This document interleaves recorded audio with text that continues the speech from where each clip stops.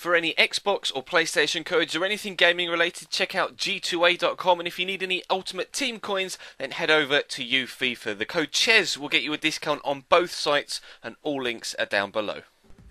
Hey guys, how's it going? Chez back again, and welcome to episode number 27 of the Atletico Madrid Career Mode series here on FIFA 15. We start actually with a pre-season friendly. We accelerated all the way up to this game in the previous episode whilst trying to get some transfer dealings sorted out. So we've got a quick game here away from home against Montpellier. As is the case with all pre-season games, I don't show you or won't show you many highlights, just goals if there are quite a few, or key highlights, etc. In this one, only the goals, because there were a couple. As you can see, we're in the build-up here. Mario Suarez is going to find Cuadrado out wide. Sets himself up beautifully for a wonderful finesse shot into the far top corner. Cuadrado, I started him on the left in this one, just to see if he had an extra little bit of an impact and could cut inside on that right foot. Seemed to work quite well, as you can see. Good finish, actually, and I was really impressed with that. Set himself up really nice as with that first touch, just rolled it out in front of him with the underside of his left foot. Really worked particularly well indeed, and utilising his pace again, cutting down the left-hand side. Again, as the man comes inside to cover him, he's going to do a Berber spin in, and another beautiful finesse shot across the goalkeeper into the far post. I think Cuadrado might be swapping wings for me when we start the season proper.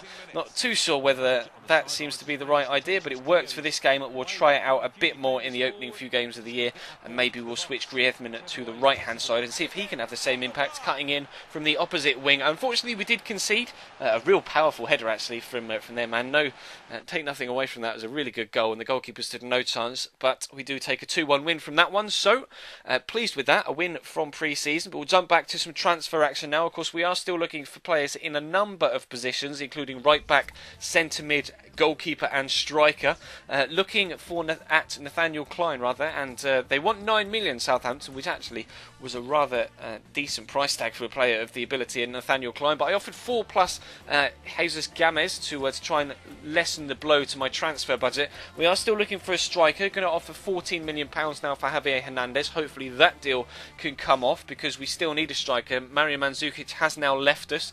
If you missed the previous episode, then either feel free to check it, or I can tell you now that Mandzukic went to Valencia for £16 million, so he's now left the club.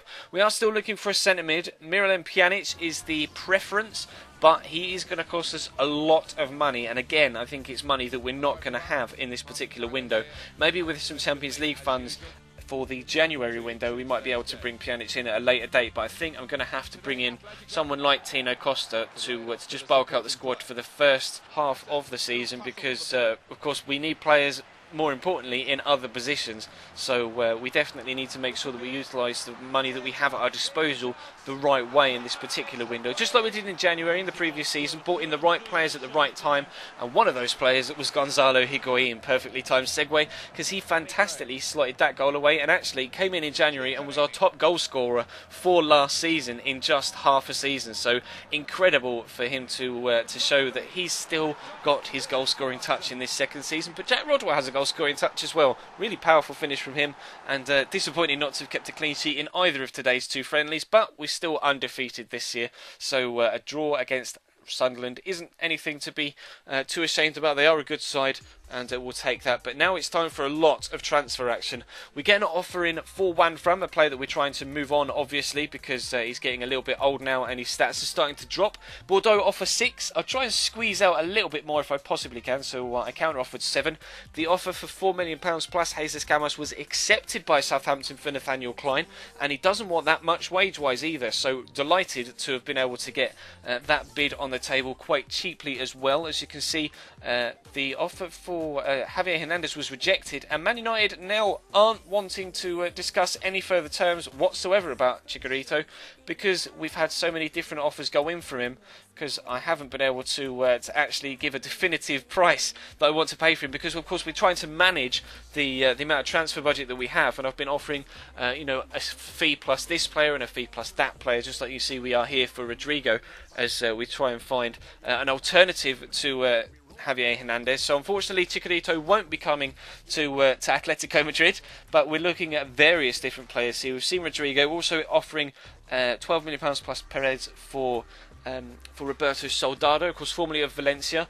Bordeaux came back and said, we don't really want to pay 7, but we can give you the 6 we offered in the first place. So I willingly accepted that now that the Nathaniel Klein deal has gone through. As you can see, contract offer accepted. So we have a new right back. Nathaniel Klein and Silvio will be my main 2 right backs for this year, and of course Sequeira is the left back, and I think actually Silvio might play a role in both wing back slots. Looking at Christian Benteke as well for that striker role, they want 34.5 million though, and I'm just not paying anywhere near that for any player in this transfer window, let alone a player like Christian Benteke. So again, offered them a little bit of money plus a player. We are looking to replace Yana Black because I just don't like playing with him, and Swansea have offered 5, so he counter-offered 8. That's almost 3 times what he's actually worth. As you can see, his value is only 3.3, so it was nice of Swansea to have offered 5 in the first place, but we will try and get a little bit more out of them if we possibly can. And then transfer talks between Juanfran and Bordeaux broke down because he's not willing to relocate, which really wicked me off because I needed that £6 million to go towards bringing in a striker and or a goalkeeper. So unfortunately we're going to have to try again when moving on Juanfran from the club. Initially the offer for Roberto Soldado was rejected, but we'll try a little bit more money and potentially a different player as well to see if we can actually get Tottenham to accept that. Of course, I'm having to try and utilise the add a player functionality because we don't have that much money at our disposal. If I could just get a little bit off here and there, a few discounts, then of course that will help us no end. We counter offered 8 for a Black, and Swansea came back and said we'll give you 7. So I was like, fine, that's more than 2 times what he's worth, you can have him. So again, another offer rejected for Rodrigo, 16 mil plus Hernandez. Going to try just an outright cash bid this time, and I'm going to make it, I thought about 20, but then thought, well, let's stay under that just for now. We'll offer 19 because that is a lot of money, and I can actually alter my wage budget a little bit to give me some extra funds for the transfer budget, something I might do in the next episode. And we're offering again another cash deal for Soldado, 17.5 this time. So it looks like striker wise we're not going to be able to use the add a player functionality because nobody wants any of the players that we're offering,